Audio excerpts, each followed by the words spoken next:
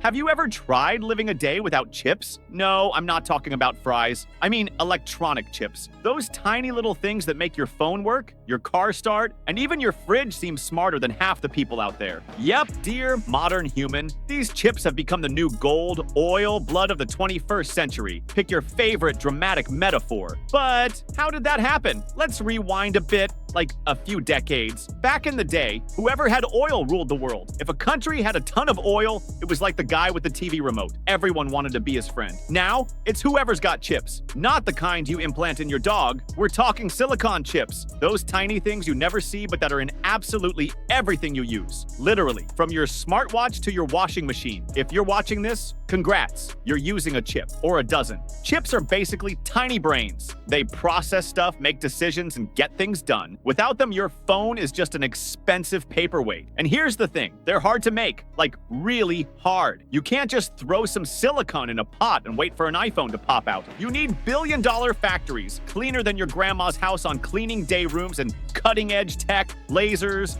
lithography, and a bunch of words only chip engineers understand. Wanna build a chip factory? Good luck. It's easier to become an astronaut than to pull that off in your garage. If you mess up by even 0.00001 millimeters, game over. Straight to the trash. Now think with me. If something is essential, hard to make, and used in everything, what happens? Exactly. It becomes a geopolitical weapon. Today, the chip game is run by a very specific group of players. Taiwan, with TSMC, basically the Beyonce of chips. USA, throwing billions into the game, so they don't have to rely on others. China, racing to build their own chips and stop buying from the West. And that, folks, creates tension, because a country without chips today is like a warrior without a sword in a zombie apocalypse. He's toast. That's how we ended up in this modern-day Cold War, the tech version. Sanctions, bans, industrial espionage, one eye on TikTok, the other on chip factories. The US, for example, banned Chinese companies from using certain American tech, so now every country wants to make their own chips. Self-sufficiency